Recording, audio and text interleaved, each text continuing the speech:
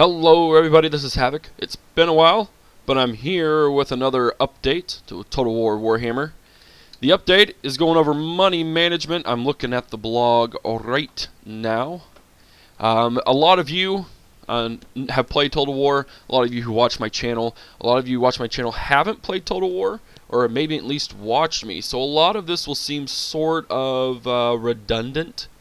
But I feel like with the mix that Total War is coming at us with the Warhammer universe and the Total War universe coming together, that there will be a lot of people who may try out Total War for the first time.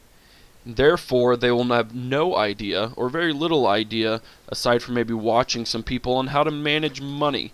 And plus, it may be a little different within the Warhammer universe. So we're going to jump right into the blog. I'm going to kind of read through it and then give some, some obvious points, both for new and experienced Total War players. So let's jump right into it.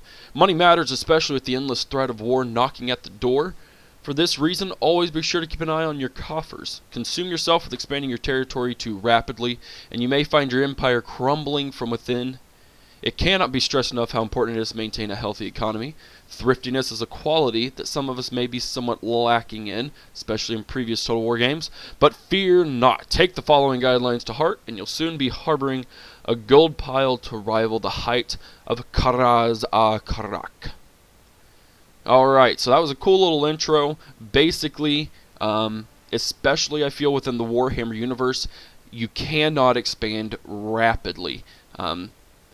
That's kind of always been, what Total War is about. In the past, you probably could very easily, without stressing your coffers too much, go ahead and expand rapidly as long as you had the army and as long as you had the public order. But I feel like with Warhammer, they're really focusing on keeping your empire, whether from the Greenskins to the actual empire, the dwarves, keeping your empire tight and focusing on not necessarily using war as the way to get all your territories. Anywho, let's jump into it. Don't consume yourself with expanding your territory for the sake of it. As in previous Total Wars, a large realm requires a large military to patrol and protect it. It's often more efficient to grow organically, developing the infrastructure within your existing settlements to allow you to support more troops before going on to seize and develop more territory. AKA, sit on your territories.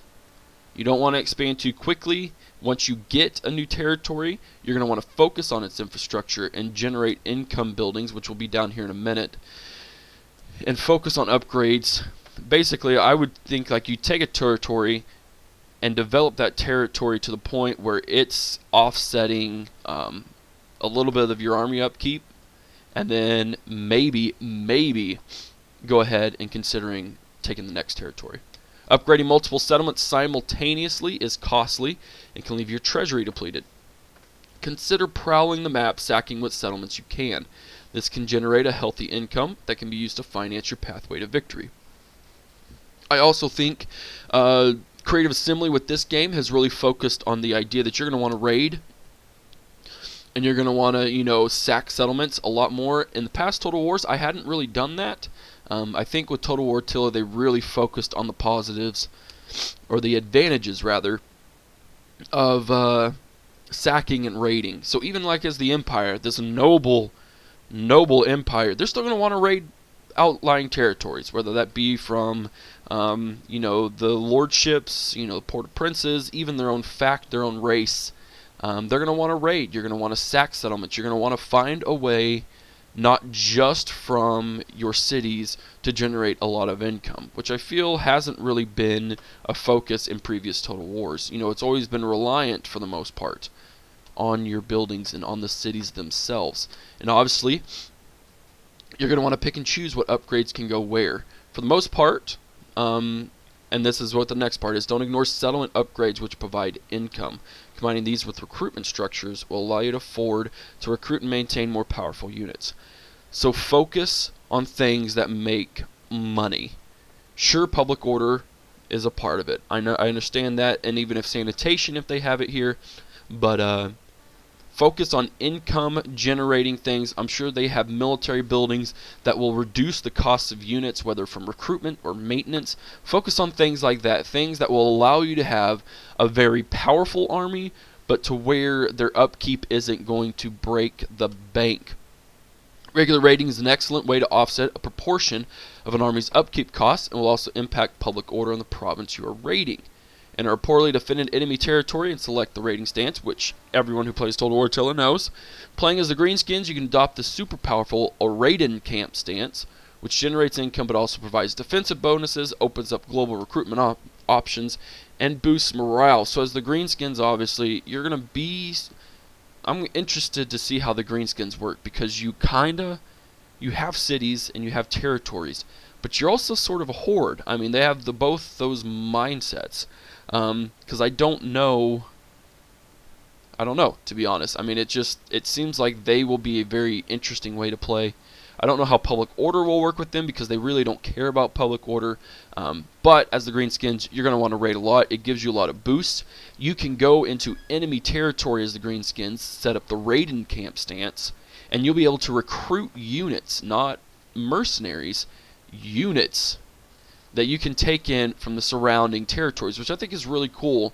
So they do have a horde / actual city style of gameplay. It'll be really interesting.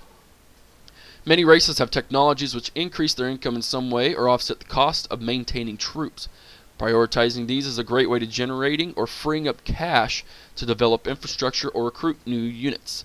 So, as I said before, there's going to be buildings that offset the costs of maintaining troops, either from recruitment, minus 10% recruitment costs, or even minus 10% of the maintenance of the troops. Those kind of buffs. And then also technologies, there's a lot of technologies, goodness gracious, that impact the same exact way. They will give you a buff of a recruitment or maintaining, or they will just generate income from military buildings, from economic buildings, etc., etc. This is more classic Total War throughout the ages. This is what it pretty much stands. Signing trade agreements via diplomacy can provide a steady source of income. Value of these trade agreements rises depending on how many unique resources there are present in the territory you control. Signing trade agreements and capturing territory with resources present to boost trade incomes is an effective strategy. And that prevents a unique thing that I haven't ever really thought about. I've never really taken a territory just because it has a resource that will affect my trade income. Whether I'm just an idiot or whether I don't know. But another thing to add to signing trade agreements is the longer, and if it stays true to Total War, the longer you have the trade agreement, the higher the income is. So if you have a trade agreement with the dwarves from the get-go, it won't be all that much, but as time continues, that trade route, that trade income will become greater and greater, having a larger impact should you decide to go to war with a faction. I'm not saying dwarves, because I don't think you can even go to war with the dwarves as the Empire. I don't know. As your realm grows, it is often possible to leave territories at its core more lightly guarded. Typically, these territories will be more highly developed, have more stable public order, and will suffer less from corruption derived from enemy territories on their borders. That being so, you can afford to move your armies away from these areas and out towards your frontiers, where they can be more useful, and the income used on their upkeep is therefore better spent. That's kind of a income army management 101. Obviously, your core territories that have been yours the longest and that are hopefully the furthest away from war will have the highest public order, possibly even the highest sanitation, and will be more developed than your territory, than your border territories. So, it's also very possible to even leave them without any core army, but rather just leave them with the garrison, and they'll be okay. I mean, that's kind of a standard with Total War.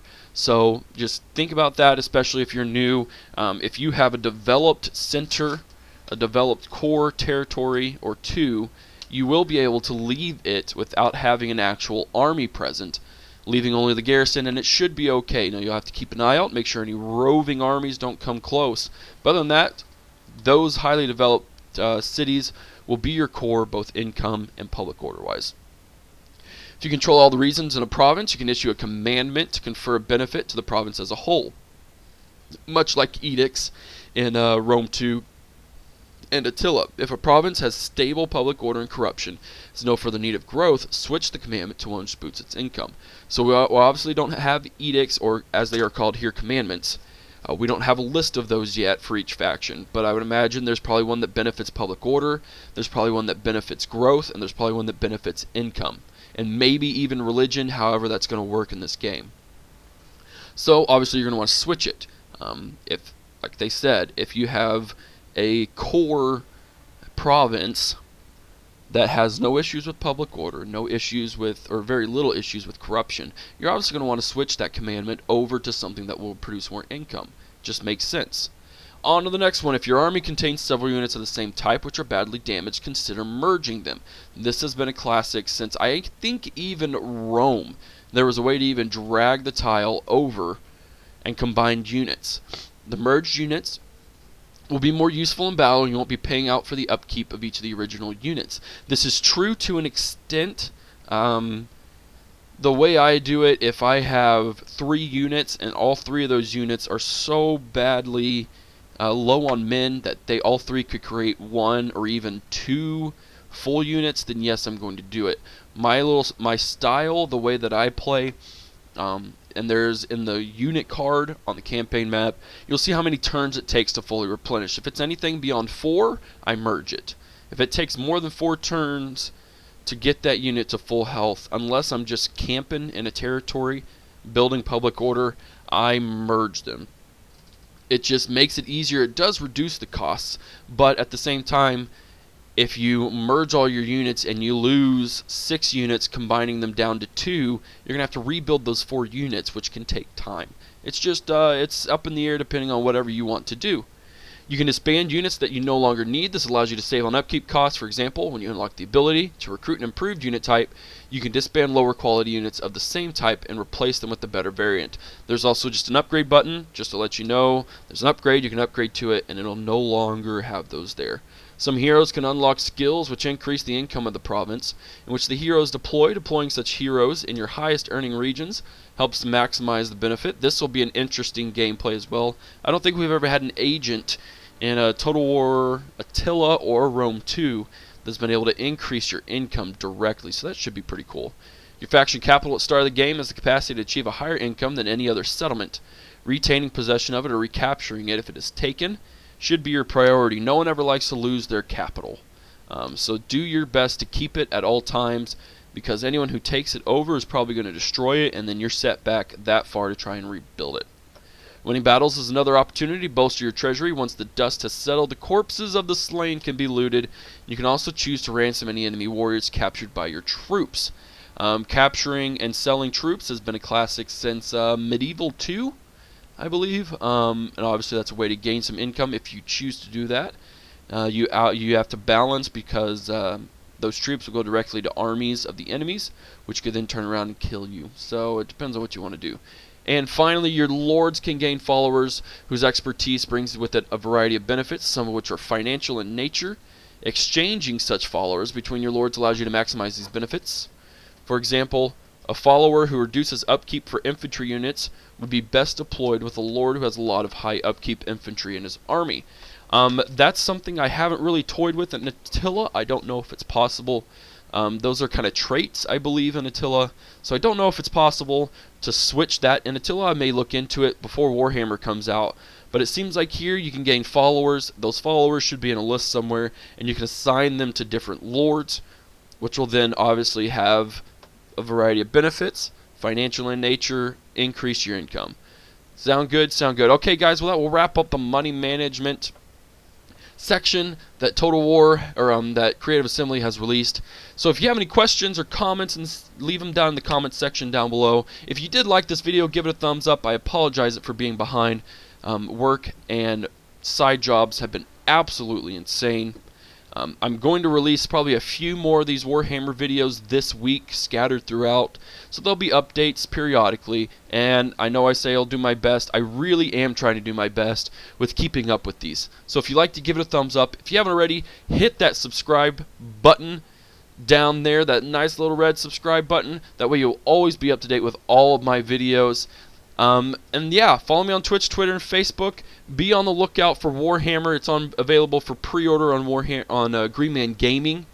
I've already pre-ordered it through Green Man Gaming. There's a link in the description down below that will take you to Green Man Gaming. Click on that, And if you buy anything, it doesn't have to be Warhammer, but I'm promoting Warhammer right now. If you buy Warhammer, I will get a portion of those sales just for being an affiliate of Green Man Gaming. And there's also a 20% off coupon, which does apply towards the pre-order. So go in there, pre-order it, and I will see you guys in April. This is Havoc, and I'm out of here. Peace!